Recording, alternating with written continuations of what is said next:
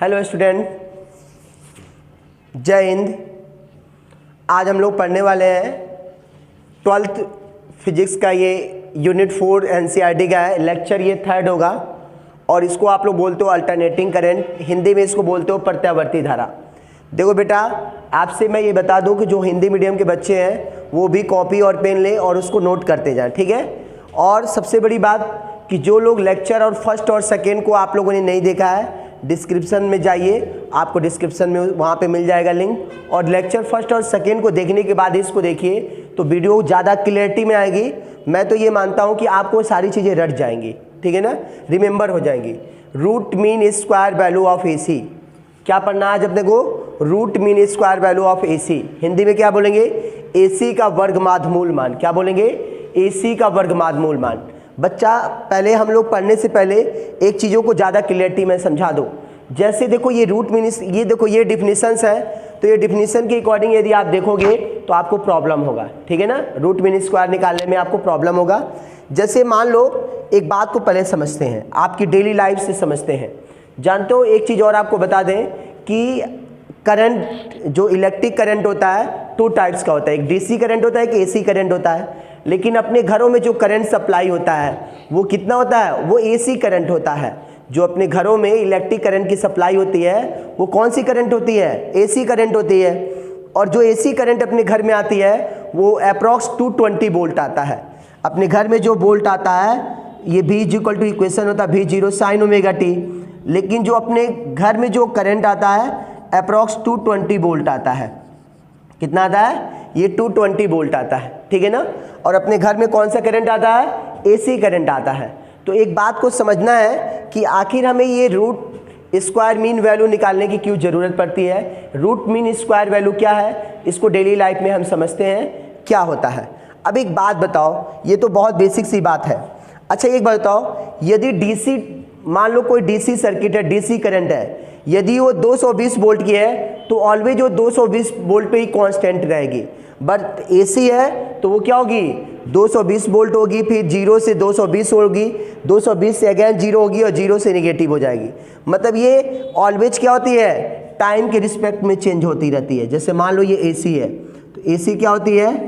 Time के respect में क्या करेगी? ऑलवेज चेंज होगी। तो एक बार ये क्या हो जाएगा, यहाँ पे जब पहुँचेगी तो 220 होगी, फिर 0 हो जाएगी, फिर अगेन -220 होगी, निगेटिव में -220 होगी, फिर 0 हो जाएगी। और इसी सीक्वेंस में क्या होगा? रिपीट, वैल्यू रिपीट होती रहेगी, ठीक है ना। अब ये बहुत बेसिक सी बात है। अब थोड़ा हम लोग थोड़ी चीज़ों को और क्लियरिटी में आते हैं। देखो एक चीज़, देखो बेटा, मान लो अपने पास कोई एक DC सर्किट है। यहाँ पे आपने मान लो एक, यहाँ पे आपने बल्ब को लगा दिया है, ये DC सर्किट है बेटा, ठीक है। यहाँ पे आपने एक सेल या बैटरी को यहाँ पे कनेक्ट कर दिया है, ठीक है। ये प्लस माइनस हो गया, इधर करंट जो फ्लो हो रहा I हो रहा है, ठीक है। और इधर जो अपना करंट ये फ्लो हो रहा है, कोई अपने पास बल्ब है, ठीक है, और इधर से कुछ करंट जा रहा है, ठीक है ना। तो अब ये बताओ, यदि ये करंट ये बल्ब में जाएगा, मान लो ये 2 एम्पियर का करंट जा रहा है, ठीक है ना। और क्या ये जो सेल या बैटरी है, इसका जो EMF है या जो इसका वोल्टेज है अप्रॉक्स 5 वोल्ट है। क्या वोल्ट है? तो अब बताओ, आपको यदि इसकी पावर निकालनी होगी, ये बल्ब की पावर निकालनी होगी, हीटिंग पावर निकालनी होगी, तो पावर P = क्या होता है? V × I होता है। V और जो वोल्टेज और जो करंट होता है उसका जो प्रोडक्ट होता है इट्स कॉल्ड पावर ऑफ। और ये कितना हो जाएगा? 2 × 5 × क्या हो जाएगा? कुल मिला के क्या आ जाएगा बताइए? 10 वाट आ जाएगा ना। क्यों? क्योंकि जो करंट, इलेक्ट्रिक जो करंट होता है उसकी पावर जो होती है उसे वाट से मेजर करते हैं, कितना वाट होता है। यही आगे चल के मैं आपको बताया हूँ kg वाट आवर, इसको बोलते हैं kg वाट आवर। या आप लोग जो अपने घर में बोलते 1 यूनिट हमने करंट को क्या किया? यूज कर लिया। 1 यूनिट हमारा करंट का क्या हुआ गया? यूज हो गया।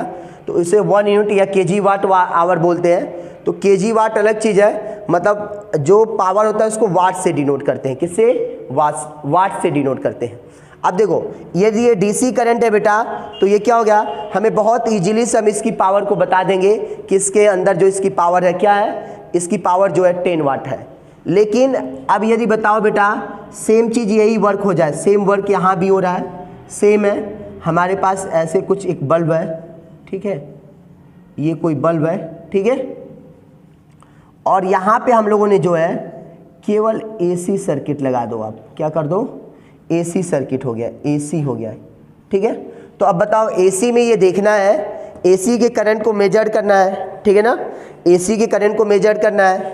तो अब ये बताओ इसकी जो वोल्टेज होती है V = V0 क्या होती है, साइन ओमेगा टी होती है, V = V0 sign omega T. तो अब इसके अंदर जो करंट जा रहा है I, ठीक है, और मान लो यहाँ पे मैंने भी समझाया, तो इसकी वोल्टेज को आपको मेजर करना है। तो ये बताओ आप जब इसकी पावर निकालोगे तो पावर V × I होता है, ठीक है, वोल्टेज इंटू करंट। तो यहाँ पे AC का वोल्टेज तो मान लो आप 220 अप्लाइड किए हो, बट एक करंट ऑलवेज क्या होता है, करंट और वोल्टेज दोनों टाइम के रिस्पेक्ट में चेंज होते हैं, और यहाँ सबसे मैक्सिमम होता है और यहाँ 0 होता है, ऐसे ही इंक्रीज करता है। तो ये बताओ यदि मैक्सिमम वैल्यू इस करंट का, यदि हमारे पास यहाँ पे वोल्टेज है 5 है, तो 0 वोल्टेज यहाँ पे होगा, वोल्टेज एक बार 0 होगा, यहाँ 2 वोल्ट होगा, यहाँ पे 5 वोल्ट होगा मान लो, अगेन ये कहीं 2 वोल्ट होगा, ठीक है, अभी हम वोल्ट के लिए निकाल रहे हैं, ऐसे ही ये जाएगा तो निगेटिव हो जाएगा। तो देखो जहाँ भी वोल्टेज है ये ऑलवेज क्या हो रहा है, इंस्टेंट ऑफ टाइम में चेंज हो रहा है, टाइम के रिस्पेक्ट में क्या हो रहा है, बार बार अपने में चेंजिंग कर रहा है। जब टाइम के रिस्पेक्ट में चेंजिंग कर रहा है तो बताओ आप कैसे इसके वोल्टेज को आप मेजर करोगे। तो इसके वोल्टेज को जब मेजर करेंगे तो जो हम वोल्टेज निकालेंगे उसी को रूट मीन स्क्वायर वैल्यू बोलते हैं। क्या बोलते हैं, रूट मीन स्क्वायर वैल्यू, ठीक है ना। मतलब ये देखो ये क्या है, इमेजिनरी वोल्टेज है, इसको हम अभी बता नहीं सकते। क्यों है बेटा, क्योंकि ये बार बार टाइम के रिस्पेक्ट में अपनी वैल्यू को चेंज कर रही है, कभी 0 हो रही है, 2 volt, 5 volt, again 2 volt, 1 volt, ऐसे करके बार बार चेंज हो रही है। तो हम कैसे बता पाएंगे कि ये कितना वोल्ट है, इसकी वोल्ट को हम नहीं बता पाएंगे। तो मतलब एक बात समझ रहे होगे कि जो हमारे घर में जो जैसे कोई भी DC वोल्टेज है, जब उसको AC में कन्वर्ट करते हैं ना, तो रियल में जो वोल्टेज होता है वो क्या होता है, रूट मीन स्क्वायर वैल्यू होता है, क्या होता है, V0 होता है, ठीक है ना। अब आइए पहले समझते हैं रूट मीन। ये सब बेसिक एक ग्राफ था जो आपको समझाने के लिए मुझे बताया गया, यहाँ पे हमारा ऐसा कुछ काम नहीं है, ठीक है ना। अब एक बात बताओ, देखो थोड़ा सा डिफिनीशन को समझोगे, अब डिफिनीशन पे थोड़ा सा हम लोग फोकस कर रहे हैं, ठीक है। इसको क्लियर करने के लिए इसको ज़्यादा अच्छे से कंसेप्ट कर लिए। The RMS value is the square root of the mean, the RMS value is the square root of the mean या average value of the squared function of the instantaneous value, ठीक है। मतलब ये क्या होता है, इंस्टेंटेनियस मतलब always ये क्या होता है, चेंज होता रहता है, टाइम के रिस्पेक्ट में चेंज होता रहता है। अब देखो रियल में जो अपने को डेफिनेशन डिफाइन किया गया है, कुछ यहाँ से हम लोग डिफाइन करने वाले हैं, ठीक है। और देखिए डेफिनेशन क्या है, किस तरह हम इसको डिफाइन करेंगे। देखो क्या है, it is that steady DC value, मतलब क्या होता है, स्टेडी का मतलब क्या होता है, स्टेडी जो करंट होता है वो DC होता है। क्या बोलोगे, the direct current whose magnitude does not depend with respect to time, the DC current whose magnitude does not depend with respect to time is called steady current. Steady current हो गया ना। मतलब क्या बोलते हैं बताओ, इसको हिंदी में क्या बोलोगे, इसको हिंदी में बोलोगे जब दिष्ट धारा, वह दिष्ट धारा जिसका परिमाण समय के अनुसार नहीं बदलता है, उसे क्या बोलते हैं, स्टेडी करंट बोलते हैं, परिवर्तित दिष्ट धारा बोलते हैं। क्या बोलते हैं, स्टेडी मतलब परिवर्तित दिष्ट धारा, ठीक है ना। मतलब ये बार बार बदलता रहता है, ठीक है। आप समझिएगा मैंने क्या बोला, ये बार बार चेंज होता रहता है। सॉरी मैंने एक बार और आपको बोले तो क्या बोलोगे, the direct current whose magnitude does not depend with respect to time, ठीक है ना। अब एक बात को देखेंगे तो क्या होता है, steady DC value which when produce the same heat as produced by an alternating current through the same circuit for the same time। मतलब हम लोग क्या करेंगे, यदि DC करंट को हम लोग क्या कर रहे हैं, मान लो किसी सर्किट में हम लोग DC करंट फ्लो कर रहे हैं, तो DC करंट फ्लो करने में जितना हीट प्रोड्यूस हो रहा है, तो AC करंट को भी, AC करंट में भी यदि वही हम मतलब अल्टरनेटिंग करंट उसमें यदि फ्लो करें तो उसमें भी अगेन उतना ही करंट प्रोड्यूस होना चाहिए, और जो अगेन उतना करंट प्रोड्यूस होगा उसी को रूट मीन स्क्वायर वैल्यू बोलोगे। जैसे अभी मैंने समझाया था, अगेन आपको मैं समझा रहा हूँ, ये कोई DC है ना, और मान लो यहाँ पे कुछ मैंने कुछ ऐसे कुछ सर्किट है, ये कुछ सर्किट है, तो ये मान लो 5 वोल्ट का है, ये जो इसका ये 5 वोल्ट का है, इसका भी = 5 वोल्ट है, और इसमें करंट जा रहा है 2 एम्पियर का करंट जा रहा है, 2 एम्पियर का करंट इसमें आई जा रहा है, ठीक है। तो अब यहाँ पे बताओ हीट आप लोग जानते हो ना क्या, जूल का हीटिंग इफेक्ट जो जानते हो आप लोग formula H equal to I square R T होता है, H equal to I square R T. तो मान लो यहाँ पे आपने I की वैल्यू और जो T की I की वैल्यू रखोगे तो 4 का स्क्वायर और यहाँ पे 5 रखोगे तो 4 5 20 अप्रॉक्स जो आ गया, कितना हीट यहाँ से प्रोड्यूस हो रहा है 20, और हीट का यूनिट क्या हो जाएगा मान लो 20 क्या हो जाएगा जूल हो जाएगा। ठीक है, तो अब यदि इसी वोल्टेज को हम यदि AC में अप्लाई करें, मतलब AC में अप्लाई करें, मान लो ये AC सर्किट हो गया, अगेन जूल इफेक्ट तो इतना ही होगा, H equal to I square R T हो जाएगा। ठीक है ना। अब यहाँ पे हम लोग क्या करेंगे बेटा, यहाँ पे बस हम लोग AC लगा देंगे, क्या लगा देंगे AC करंट। तो ये वोल्टेज V इक्वल टू क्या होता है V0 और क्या होता है साइन ओमेगा टी होता है इसका फॉर्मूला, और इधर से करंट जा रहा है। तो हमें यहाँ पे देखो करंट तो अपना ये 2 एम्पियर है, जो भी है करंट और वोल्टेज दोनों चेंज होते हैं, दोनों का RMS वैल्यू होता है, तो हम कह नहीं सकते हैं। तो हम यहाँ पे ऐसे इसको निकालें, इसकी वैल्यू ऐसे ऑब्टेन करें कि अगेन यहाँ की भी जो वैल्यू है वो 20 जूल है। कितना है 20 जूल है, और जो वैल्यू हम निकालेंगे उस वैल्यू को ही आप रूट मीन स्क्वायर वैल्यू बोलोगे। क्या बोलोगे रूट मीन स्क्वायर वैल्यू बोलोगे। देखो इस वैल्यू को समझिए, study the value of which when the produce the same heat, मतलब जब हम DC में लगाएं तो उतना ही हीट प्रोड्यूस करे। ठीक है ना, और जब हम अल्टरनेटिंग करंट में लगाएं सेम सर्किट में, उसी सेम सर्किट में, तो अगेन वो उतना ही हीट प्रोड्यूस करे। ठीक है ना, तो इसी को आप बोलते हो, क्या बोलते हो, ये जो वैल्यू है ये वर्चुअल वैल्यू है। ठीक है, इफेक्टिव, इसे इफेक्टिव वोल्टेज बोलोगे, इफेक्टिव करंट बोलोगे, इसे वर्चुअल बोलोगे। ठीक है ना, इसे आई देखो IRMS से डिनोट करते हैं, रूट मीन स्क्वायर वैल्यू को IRMS से डिनोट करते हैं, या इसे क्या बोलते हैं IB से डिनोट करते हैं, या इफेक्टिव को हम EFF, ये किसी भी हम इस वर्डिंग से डिनोट करते हैं रूट मीन स्क्वायर वैल्यू। याद रखना ये वर्चुअल वैल्यू होता है, ये कोई डिफिनिट वैल्यू नहीं होता है। ठीक है ना, ये क्या होता है इफेक्टिव वैल्यू होता है करंट या वोल्टेज का, या वर्चुअल वैल्यू होता है। ठीक है ना, अब आइए देखते हैं कि हम कैसे रूट मीन स्क्वायर वैल्यू को ऑब्टेन करते हैं। ये बहुत इंपॉर्टेंट क्वेश्चन है बेटा, तो आज थोड़ा सा समझिएगा। हमारे पास रूट मीन स्क्वायर वैल्यू है ना, तो पहले हम लिखेंगे रूट मीन स्क्वायर वैल्यू को क्या लिखोगे आप RMS लिखोगे ना, तो S का मतलब रूट ये हो गया मीन स्क्वायर, तो जो भी करंट है तो उसका पहले स्क्वायर कर दो, फिर उसका मीन निकाल दो, तो अप्रॉक्स हम लोग जो भी होगा इसका स्क्वायर करने के बाद हमने मीन निकाल दिया, और फिर इस पे रूट चढ़ा दो, ये जो आता है यही क्या हो गया रूट मीन स्क्वायर वैल्यू हो गया। क्या हो गया रूट मीन स्क्वायर वैल्यू हो गया। या ऐसे भी लिखा जाता है, इसको क्या लिखा जाता है स्क्वायर कर दो। ठीक है ना, और इसका क्या कर दो आप इसका मीन निकाल दो और रूट कर दो। ठीक है ना, ऐसे भी लीजिएगा। मीन वैल्यू को हम लोग ऐसे इंडिकेट करते हैं। तो हमने क्या किया करंट का स्क्वायर कर दिया, उसका मीन निकाल दिया और उसको रूट में डाल दिया, तो ये जो वैल्यू आएगा इसको क्या बोलोगे इस स्क्वायर मीन, क्या बोलोगे रूट मीन स्क्वायर वैल्यू। ठीक है ना, क्या बोलोगे रूट मीन स्क्वायर वैल्यू। आइए थोड़ा इसको मैथमेटिकल कंसेप्ट में करते हैं जो बहुत इंपॉर्टेंट है, और यही टारगेट है कि आपको अच्छे से समझाया जा सके।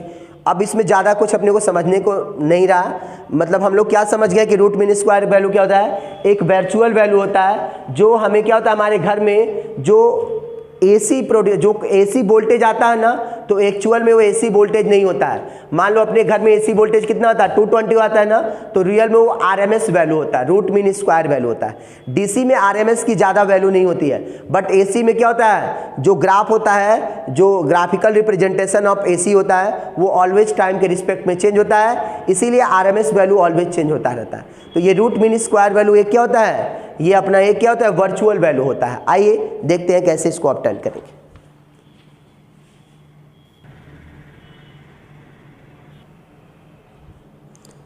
देखो बेटा, मैंने अभी आपको मैं समझा ही रहा हूँ root mean square value RMS कैसे निकालेंगे। देखो मुझे क्या निकालना है बेटा IRMS की वैल्यू निकालना है। ठीक है ना, तो हम क्या करेंगे जो करंट, देखो इसको इंटीग्रेट करेंगे कहाँ से T2 0 से, और क्या हो गया I स्क्वायर और dt अपॉन कैपिटल T। याद है जो लोगों ने एवरेज वैल्यू निकालने को लिए सिखाया था मैंने, average value find average value of AC, तो मैंने यहाँ पे I D T upon T same लेते थे, आज हम लोग आई स्क्वायर लेंगे। क्यों लेंगे बेटा? और देखो यहाँ भी आर एम एस का स्क्वायर हो जाएगा, क्योंकि जब आर एम एस निकालोगे ना तो ये रूट में आ जाएगा। आई आर एम एस मतलब क्या होता है, मैं अभी समझाया था। आई आर एम एस किसी चीज़ का निकालोगे या भी आर एम एस निकालोगे तो क्या करोगे, उसका पहले उस करंट का स्क्वायर कर दोगे और उसका क्या करोगे, उसका एवरेज निकालोगे, ठीक है, और उसके बाद रूट डाल दोगे। ये फॉर्मूला होता है। तो देखो हम यदि एक करंट को अभी रूट में डाल देंगे बेटा तो यहाँ कैलकुलेशन में थोड़ा सा आपको डिफिकल्ट होगा। तो हम अभी आई आर एम एस का, अच्छा बताओ यदि हम आपसे पूछें आई आर एम एस का स्क्वायर क्या होगा, तो ये क्या हो जाएगा, आई स्क्वायर का जो क्या हो गया मीन वैल्यू, रूट हट जाएगा ना। आई आर एम एस का स्क्वायर जब करोगे तो रूट कैंसिल, मतलब रूट हट जाएगा, ठीक है। तो हम लोग क्या करेंगे बेटा, यहाँ पे पहले हम लोग आई आर एम एस का स्क्वायर निकालेंगे और जो वैल्यू आएगा तो स्क्वायर हटा के उधर रूट चढ़ा देंगे, तो काफ़ी इजीली हम इसको सॉल्व करेंगे। और देखिए कैसे इसको सॉल्व करते हैं, बहुत इजी है, आप सभी लोग जानते हो, ठीक है ना। बताओ इसमें कोई दिक्कत तो नहीं है ना। तो इसी मेथड से हम लोग इसको सॉल्व करते हैं। वी नो दैट, हम लोग जानते हैं ना, वी नो दैट, हम जानते हैं कि, वी नो दैट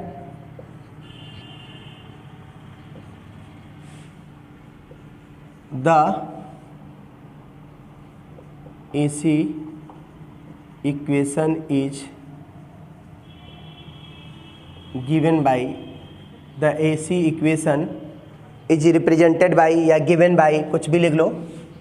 AC का इक्वेशन क्या होता है, I is equal to I zero sine omega T. We know that, हम लोग सभी लोग जानते हैं कि AC जो प्रत्यावर्ती धारा होता है उसका equation I is equal to I zero sine omega t होता है, ठीक है ना। तो अब बेटा बताओ क्या करोगे, अब हम लोग को क्या करना है, the R M S value of AC, ठीक है ना, the R M S value of AC आपको निकालना है, वैल्यू ऑफ AC का वर्गमूल मान निकालना है आपको। तो बेटा आप क्या करोगे, बहुत ईजी है ना, हम लोग अभी समझाए थे आपको, आई आर एम एस लिख लेंगे, स्क्वायर कर देंगे और क्या करेंगे इसे, आई स्क्वायर डी टी अपॉन क्या हो जाएगा टी, और टी टू जीरो, मतलब वन कंप्लीट साइकिल में हम लोग क्या कर रहे हैं, AC का RMS वैल्यू निकाल रहे हैं। बाद में जो वैल्यू आएगा इसका स्क्वायर हटा के उधर रूट चढ़ा देंगे तो IRMS की वैल्यू आ जाएगा। तो अच्छा बताओ बेटा IRMS क्या आएगा अपने पास, स्क्वायर इज इक्वल टू, अच्छा बताओ 0 to T हो गया, और I के जगह पे क्या होता है वैल्यू बेटा, आई जीरो साइन ओमेगा टी होता है, और इसका ये क्या हो जाएगा स्क्वायर हो जाएगा, और डी टी अपॉन क्या हो जाएगा कैपिटल T हो जाएगा। ये क्या आएगा बेटा, आगे सॉल्व करोगे टी टू जीरो हो जाएगा, और ये क्या आएगा आपके पास बताओ, ये आएगा आपके पास आई जीरो का स्क्वायर और क्या आ जाएगा साइन स्क्वायर ओमेगा टी आएगा, और डी टी अपॉन क्या आ जाएगा कैपिटल टी। अच्छा बताओ हम किसके रिस्पेक्ट में इंटीग्रेशन कर रहे हैं, स्मॉल डी टी के रिस्पेक्ट में। तो जिसमें स्मॉल टी है वो वेरिएबल है, और जिसमें स्मॉल टी नहीं वो कांस्टेंट है। तो जब इंटीग्रेशन या डिफरेंशिएशन करते हैं तो कांस्टेंट को बाहर निकाल लेते हैं। तो यहाँ पे क्या हो जाएगा बेटा, आई जीरो का स्क्वायर अपॉन क्या करोगे, टी को बाहर निकालोगे तो क्या मिलेगा, आई स्क्वायर और टी बाहर निकल गया तो क्या मिलेगा साइन स्क्वायर ओमेगा टी, और क्या मिल जाएगा आपको डी टी मिल जाएगा। एक बेटा मैं आपको बात बताऊं, साइन स्क्वायर ओमेगा टी का इंटीग्रेशन होता ही नहीं है, साइन स्क्वायर ओमेगा टी का इंटीग्रेशन होता ही नहीं है। साइन स्क्वायर ओमेगा टी का इंटीग्रेशन तभी आप करोगे जब आप लोग क्या करोगे, इसको कॉस में कन्वर्ट करोगे। मतलब मैं आपको बता रहा हूँ एक फॉर्मूला होता है कॉस टू ओमेगा टी बराबर क्या होता है, कॉस टू ओमेगा टी बराबर, ये क्या होता है कॉस टू ओमेगा टी बराबर 1 minus two sine square omega t होता है। क्या होता है, कॉस टू ओमेगा टी बराबर क्या होता है 1 minus two sine square omega T. अब बताओ इसको इधर लाओगे, इसको इधर लाओगे तो क्या हो जाएगा, टू क्या हो जाएगा बताओ साइन स्क्वायर ओमेगा टी, ये इधर आया और ये इधर जा रहा है तो 1 माइनस क्या हो जाएगा कॉस टू ओमेगा टी हो जाएगा। अच्छा ये बताओ हमको क्या लेना है बेटा, साइन स्क्वायर ओमेगा टी लेना है, तो ये 2 इंटू में है तो क्या हो जाएगा हाफ हो जाएगा, 1 minus cos two omega T हो जाएगा। बेटा जो लोग ये वैल्यू यहाँ पे सब्स्टिट्यूट करोगे वही इसको अच्छे से कंसेप्ट कर पाओगे, अदरवाइज आप इसे कंसेप्ट नहीं कर पाओगे। ठीक है, अब आते हैं अब नेक्स्ट स्टेप में इसको एक बार कंसेप्ट करते हैं और समझते हैं। मैंने क्या बोला, sine square omega T D T का कोई भी इंटीग्रेशन का फॉर्मूला नहीं होता है। इसको हम लोग क्या करेंगे, कॉस टू ओमेगा टी में कन्वर्ट करेंगे। मतलब ये कॉस टू ओमेगा टी का फॉर्मूला होता है 1 - 2 साइन स्क्वायर ओमेगा टी। मैंने ये माइनस इधर आया तो प्लस हो गया, और ये प्लस है उधर गया तो माइनस हो गया। ये 2 इंटू में है तो अपॉन में चला गया। अब ये वैल्यू उठा के यहाँ पे सब्स्टिट्यूट कर देंगे और 2 लाइन में इंटीग्रेशन हो जाएगा। देखिए कैसे इंटीग्रेशन होता है। देखो बेटा, अब एक काम कर सकते हो ना आप लोग क्या कर सकते हो, यहाँ पे हम लोग लिख सकते हैं IRMS का स्क्वायर इज इक्वल टू क्या हो जाएगा, I0 का स्क्वायर अपॉन टी। हो जाएगा कि नहीं, ये हो जाएगा। और इंटीग्रेशन क्या हो जाएगा, इंटीग्रेशन में क्या हो जाएगा, साइन स्क्वायर ओमेगा टी की वैल्यू ये हाफ आ जाएगा 1 minus cos two omega T, और इनटू में क्या हो जाएगा, डी टी हो जाएगा। अब ये देखो अपॉन टू भी बाहर आएगा, कांस्टेंट है ना, जिसमें स्मॉल टी है वही वेरिएबल है, अदर जितने भी हो गए कांस्टेंट है।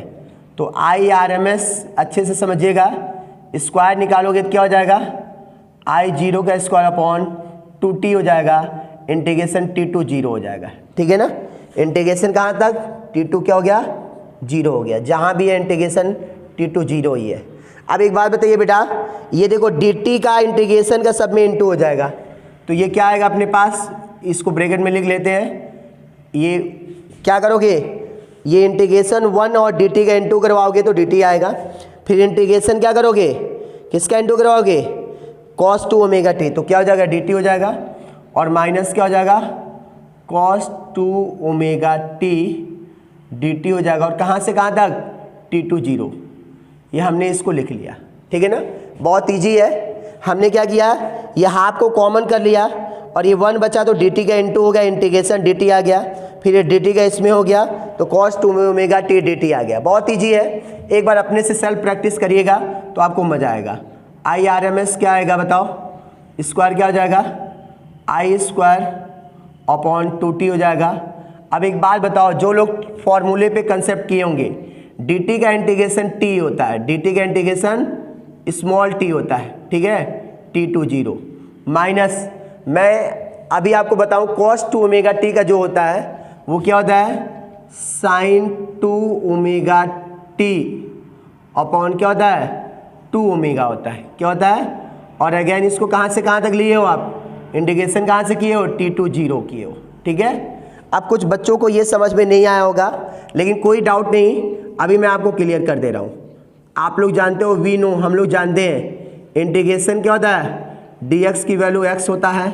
और दूसरा हम लोग क्या जानते हैं, या आप इसको dt लिख लो, dt की वैल्यू t होता है। और जो इंटीग्रेशन है cos two omega t dt की जो वैल्यू होता है वो क्या होता है बताओ, sine two omega t upon 2 omega. ये वैल्यू है, कुछ नहीं है, integration cos omega t dt की वैल्यू होता है। Integration cos omega two dt की वैल्यू क्या होता है, sine two omega t upon क्या हो जाएगा, 2 ओमेगा। ये फॉर्मूला होता है, मैंने कुछ नहीं किया, इसमें बहुत बड़ा कोई वर्क नहीं है। IRMS का स्क्वायर, अच्छा एक बात बताओ बेटा, I का स्क्वायर हो जाएगा, I का स्क्वायर अपॉन 2t हो जाएगा। अब एक बात बताओ, इसको क्या लिखोगे, upper limit minus lower limit, मतलब एक बार t माइनस 0 लिखोगे। इसको क्या लिखोगे बेटा, बीच में ये माइनस है, और इसे क्या लिखोगे, एक बार t की स्मॉल t की जगह पे कैपिटल T, तो क्या आ जाएगा, sine 2 omega capital T upon 2 omega minus sine 2 omega, और एक बार स्मॉल t की जगह पे 0 लिखोगे ना, अपॉन 2 ओमेगा। ये फॉर्मूला हो गया। अगेन बेटा हम आपको बता दे रहे हैं फॉर्मूला क्या है, कोई फंक्शन f(x) लिखा हो और इसका लिमिट क्या लगाओ, a टू b लगाओ। क्या लगाओ, इसका लिमिट a टू b लगाओ, तो आप क्या लिखोगे, अपर लिमिट, एक बार x की जगह पे a वाले को लिख लोगे, एक बार f की जगह पे b को, upper limit minus lower limit. ये बहुत ईजी है, इसमें कुछ डाउट नहीं होगा। आइए फिर देखते हैं IRMS क्या हो जाएगा अपने पास, IRMS का स्क्वायर क्या हो जाएगा। अब देखो हमने क्या किया, यहाँ पे upper limit minus lower limit, एक बार स्मॉल t की जगह पे capital upper limit minus lower limit यहाँ भी लगा दिया। अच्छा ये बताओ, ये क्या हो जाएगा अपने पास, इसको जब सॉल्व करोगे आगे तो ये क्या आएगा, बहुत ईजी है, सॉल्व करिए। आई स्क्वायर अपॉन क्या हो जाएगा 2t हो जाएगा, और ये क्या हो जाएगा कैपिटल T हो जाएगा। अब देखो एक चीज़ समझना है, ये माइनस हो जाएगा और ये क्या हो जाएगा sine 2 omega capital T upon 2 omega हो जाएगा, ठीक है। और देखो ये साइन 0 हो जाएगा टोटल, और साइन 0 की वैल्यू आप जानते हो 0 होता है, साइन 0 हो जाएगा तो क्या हो जाएगा साइन 0 की वैल्यू क्या होता है 0 आता है। कोई मतलब भाई ये 0 में इंटू होगा तो साइन 0 और 0/2 मतलब टोटल 0 आ जाएगा, कोई मतलब नहीं है, फिर भी मैंने इसको लिख लिया। अब एक बात बताओ IRMS क्या आएगा बेटा, IRMS का स्क्वायर क्या आएगा। अब देखो यहाँ पे आई स्क्वायर अपॉन क्या हो जाएगा 2t हो जाएगा। अब देखो एक काम करो, इस 2 को इंटू करवा दो सभी में, ये अपॉन में है तो सभी को ले जाओ, तो ये क्या हो जाएगा t/t हो जाएगा माइनस साइन 2 ओमेगा। अच्छा बताओ t बराबर क्या होता है 2 पाई अपॉन ओमेगा होता है, क्या होता है 2 पाई अपॉन ओमेगा होता है, ठीक है। और यहाँ पे क्या होगी 2 ओमेगा और इनटू में क्या आएगा t आएगा ना, तो t के जगह पे अगेन क्या लिखोगे 2 पाई अपॉन ओमेगा लिख लोगे। भाई ये देखो t का इसमें भी इंटू होगा इसमें भी होगा, तो इस t के जगह पे आप क्या लिख सकते हो 2 pi upon omega we know. या आपको अभी प्रॉब्लम हो रहा है तो कोई दिक्कत नहीं, यहाँ पे t ही रख लो और यहाँ पे भी t रख लो, यदि आपको लग रहा है कि मेरे को समझ में नहीं आ रहा है। तो अब क्या हो जाएगा ये बताओ आई स्क्वायर अपॉन 2 हो जाएगा और t कैंसिल हो गया 1 आ गया। अब साइन क्या हो जाएगा 2 ओमेगा और t के जगह पे क्या होता है 2 पाई अपॉन ओमेगा होता है, 2 पाई अपॉन ओमेगा। और यहाँ पे क्या लिखोगे बताओ 2 ओमेगा और यहाँ पे 2 पाई अपॉन क्या लिखोगे ओमेगा लिखोगे, ठीक है ना। यहाँ से कोई पूछेगा तो बोलोगे t इक्वल टू क्या होता है, मैंने बताया था फर्स्ट लेक्चर में 2 पाई अपॉन ओमेगा होता है t की वैल्यू।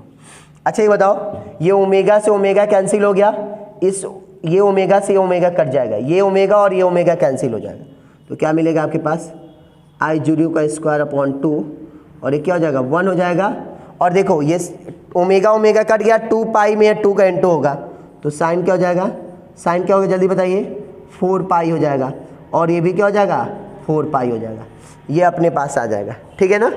अब देखो साइन 4 पाई की जो वैल्यू निकालोगे तो साइन 4 पाई की वैल्यू 0 आता है, क्या आता है, तो ये क्या हो जाएगा जल्दी बताइए आई स्क्वायर अपॉन 2 आएगा, आई स्क्वायर अपॉन क्या आ गया 2 और ये क्या हो गया 1 माइनस 0।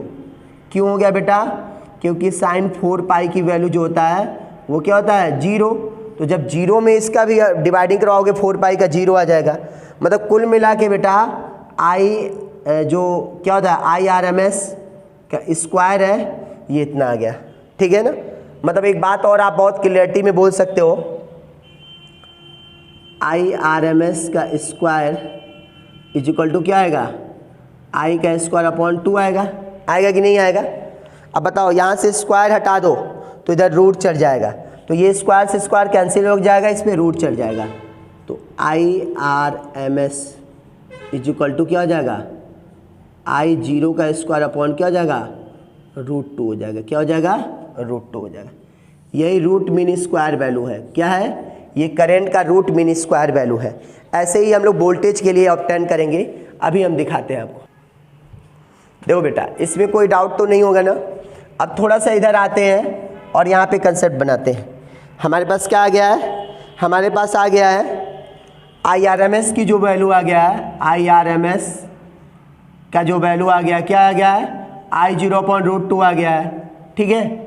आप चाहो तो इसे क्या लिखोगे IRMS निकालोगे और क्या हो जाएगा बताओ 1 अपॉन √2 हो जाएगा इंटू I0 यहाँ पे लिख लो, और 1 अपॉन √2 की वैल्यू क्या होता है 1.414 होता है, और इसका जब 1 में 1.414 का डिवाइडिंग कराओगे तो 0.707 I0, मतलब क्या हो गया यहाँ पे IRMS, मतलब जो करंट का IRMS वैल्यू होता है वो क्या होता है पिक वैल्यू के 0.70 टाइम्स होता है, ठीक है ना। क्या बोलोगे प्रत्यावर्ती धारा का जो वर्ग मूल मान होता है शिखर मान के क्या होता है 0.707 गुना होता है, 0.70 गुना होता है, ठीक है ना। क्या बोलोगे बताओ प्रत्यावर्ती धारा का वर्ग मूल मान शिखर मान के 0.70 गुना होता है, ठीक है ना। आप लोग क्या बोलोगे द वैल्यू ऑफ RMS, ठीक है ना, the value of RMS is equal to the peak value of AC is 0.70 times, ठीक है ना, मतलब AC के 0.70 टाइम्स होता है, ठीक है ना। एक क्वेश्चन और है बेटा, आप खुद करोगे ये अपने घर से। ऐसे ही आप जब वोल्टेज के लिए निकालोगे, वोल्टेज का VRMS वैल्यू, तो ये क्या आ जाएगा, V0/√2 आएगा। सेम ऐसे ही करोगे या VRMS निकालोगे तो क्या आ जाएगा, 0.0707 टाइम्स ऑफ V0। ये आप अपने घर पे प्रूव करोगे, बहुत इजी है इसको प्रूव करना, और ये आपके लिए है, ये HW है, होमवर्क है आपका कि आप करके बताओगे, ठीक है ना। अभी मैंने आपसे सेकेंड लेक्चर में एक चीज़ क्वेश्चन पूछा था, आप लोगों ने रिप्लाई किया है, कुछ लोगों ने किया है और सही से नहीं किया है, कि लाइफ में बिना मेहनत के हमें क्या मिलता है, यदि बिना हार्ड वर्क के हमें लाइफ में क्या चीज़ अचीव हो सकता है। यदि हम मेहनत ना करें तो हमें ऐसी कोई चीज़ है जो अचीव हो सकती है या नहीं, और क्या है ये आप मुझे बताइएगा कमेंट करके, ठीक है ना। और ये HW में आप करोगे कैसे, मैं हिंट कर दे रहा हूँ। लिखोगे we know that the equation of alternating current के जगह पे अल्टरनेटिंग वोल्टेज क्या होगा, V = V0 sin ωt, और यहाँ पे VRMS लिखोगे और यहाँ पे V0 का स्क्वायर लिख दोगे। जहाँ जहाँ पे आई है वहाँ पे V0 स्क्वायर हो जाएगा, और सेम प्रूफ करोगे ऐसे ही आएगा, ठीक है ना। तो ये क्वेश्चन आपको करना है, और thank you for watching my video. अब इसके बाद आएंगे बेटा तो हम आपको डिफरेंट टाइप के, अभी इसके नेक्स्ट लेक्चर के बाद हम लोग सर्किट पढ़ने वाले हैं। अभी हम लोग आएंगे तो अभी हम लोग पढ़ेंगे कि ये कैसे, ये करंट और वोल्टेज में क्या क्या रिलेशन होता है, ठीक है ना। Thank you.